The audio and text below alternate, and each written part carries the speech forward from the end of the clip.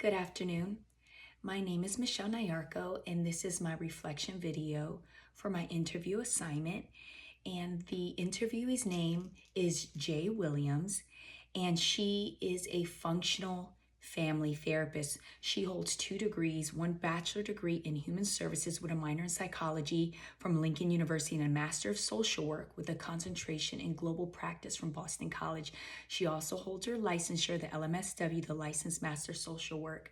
So in her current position as a functional family therapist, her typical workday or week looks like this. She travels throughout Northern Virginia, providing in-home therapy to families with delinquents or at-risk youth from the ages of 12 to 17. And she has even seen clients as young as 11. And she works with youth that have experienced trauma, juvenile justice involvement, hospitalization for mental health issues, substance abuse, etc.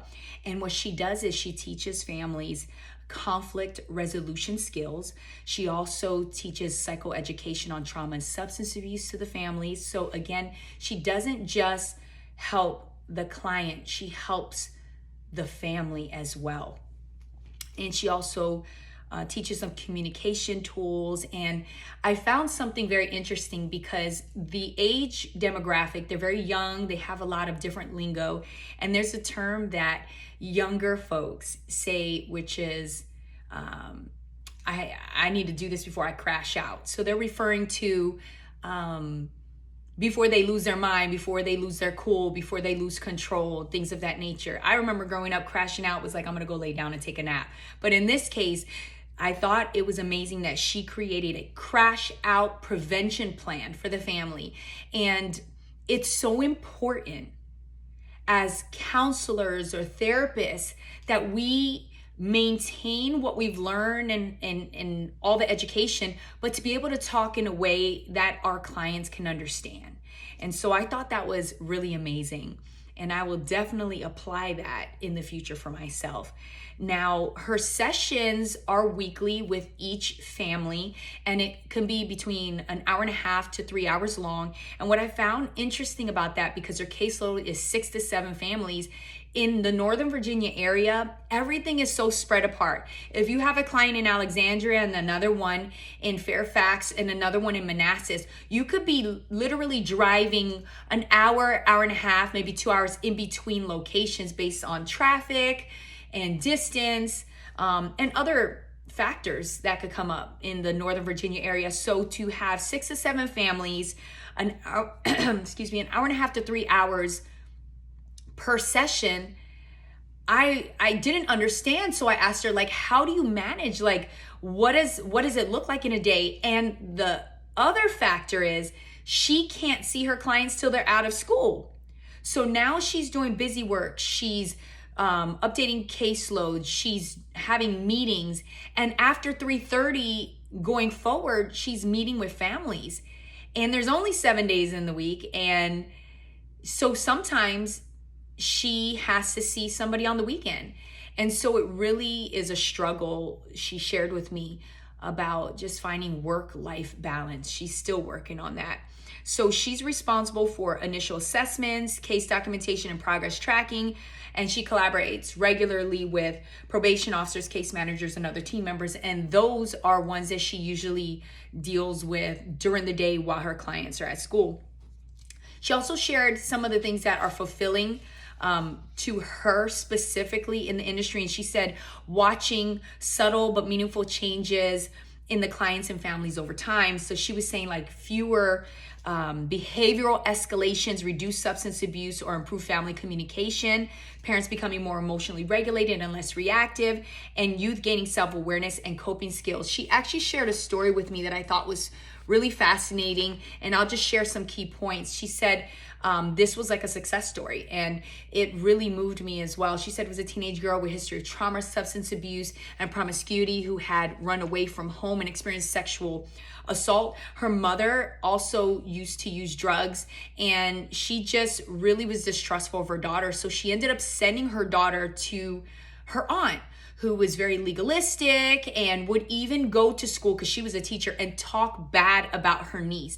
And which I find that to be very devastating and unsupportive as well, to share someone else's issues outside of your specific group. If it's not with a therapist, it shouldn't, in my opinion, be talked about, especially in a classroom setting in front of other students. And so she said, as she was working with this young lady, she was reunited with her mother.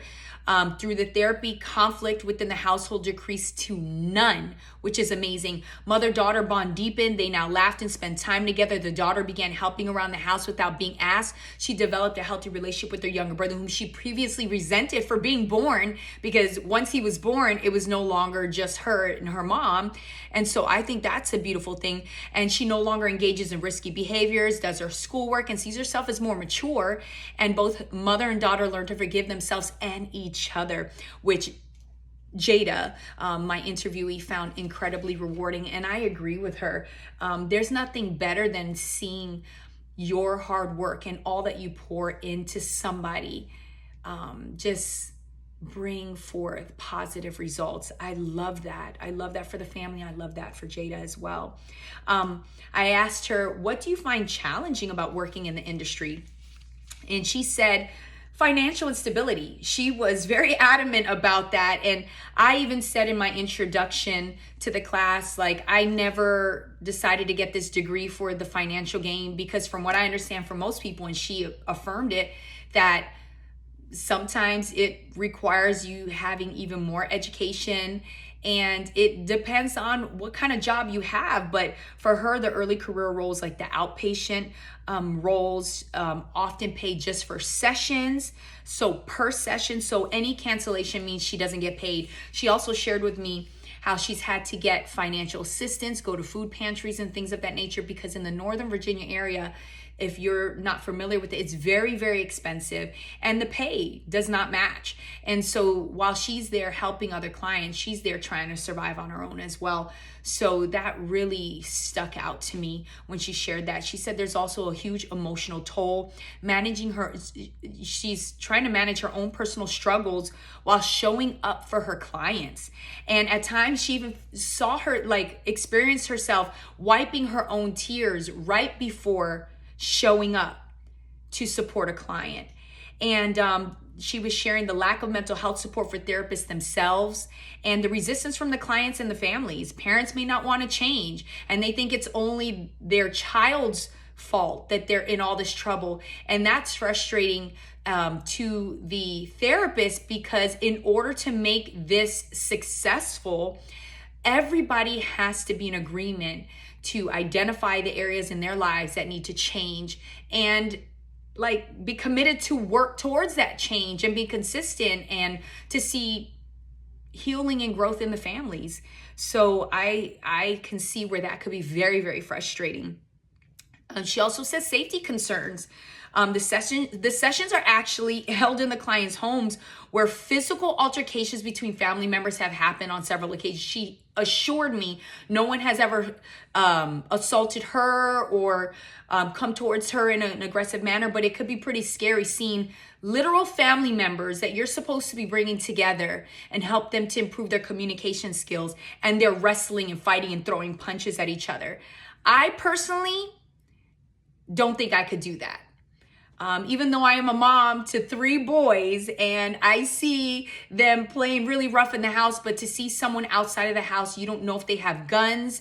You don't know who's going to come around the corner. Should I stop it? Should I intervene? And that's pretty scary, especially for me as a disabled veteran who has been to combat and deals with my own trauma from those experiences. I think I would struggle doing what she does personally because of the environment. She says that because of the demographic that she also works with, it's in high crime neighborhoods.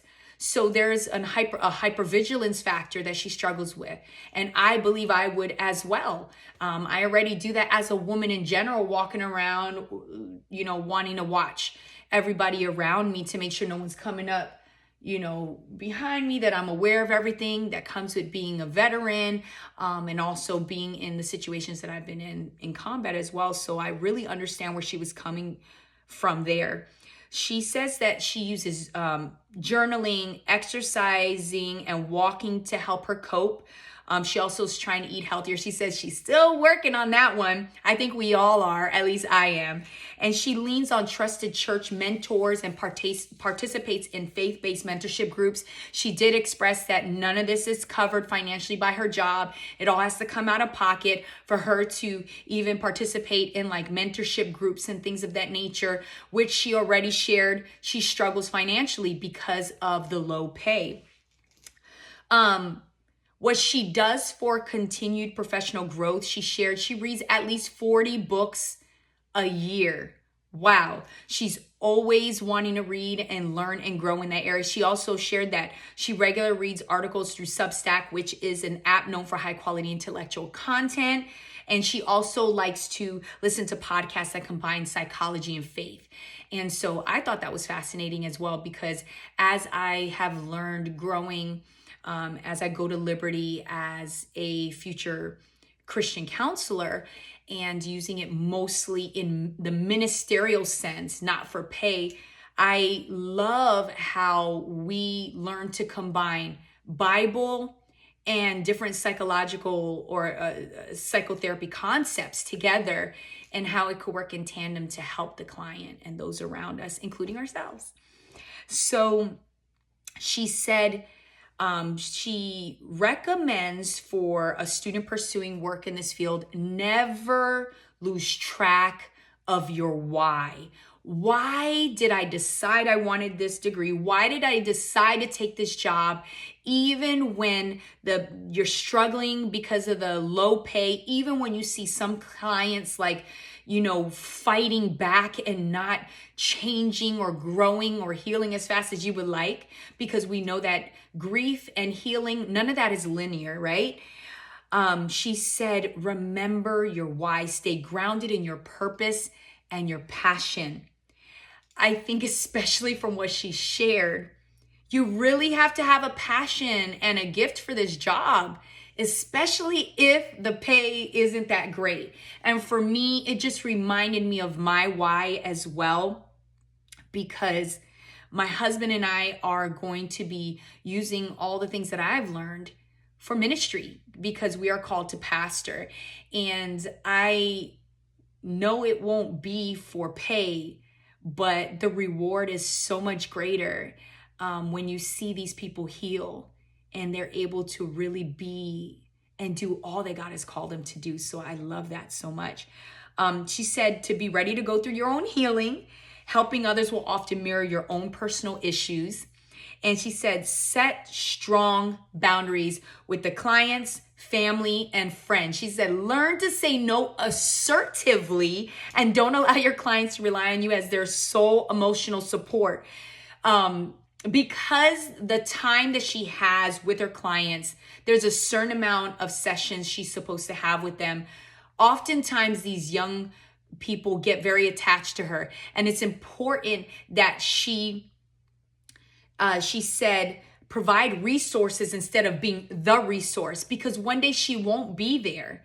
And she doesn't want it to be that they fall back into old habits, that she now provides them with a way forward and different resources and different points of contact that could support them as they continue to grow and heal and learn better communication skills with their family. So she said, discern what is yours and what's theirs, meaning understand the difference between your emotions and empathic grief or projection. I remember when I was in the military and a drill sergeant, I used to have a lot of the young ladies come into my office, and I not only trained them, but I also counsel them. I was teaching them and mentoring them and stretching them in ways that they've never experienced, because they were going from civilian to soldier. And I remember clearly that I struggled in this area about not knowing, is it my emotions or empathic grief or projection from the specific situation? And I had to learn to support them and mentor them and counsel them, but not to take all that home with me. And I believe because I am a born again Christian, and I believe in the power of the Holy Spirit, that this is an area where before and after seeing clients, it's so important to pray and to also have a good support system as well, so that we are not taking all this home with us. I know we're human, and it's the natural tendency just to sometimes just be weighed down by the burdens of all that we carry when we're counseling others or even ministering to others. But knowing this, and even being told this, by her, like the interviewee who experiences this daily, I will definitely put this in my toolbox and remember this when it's my turn as well. So again, thank you so much for taking the time to watch this video. And I am so excited. After this, I have one more class to go before I graduate. It's been a long time coming. A span of working on this on and off for over 10 years because of deployments and having children and ministry. But I'm excited for this opportunity to be able to share this video. Take care and God bless.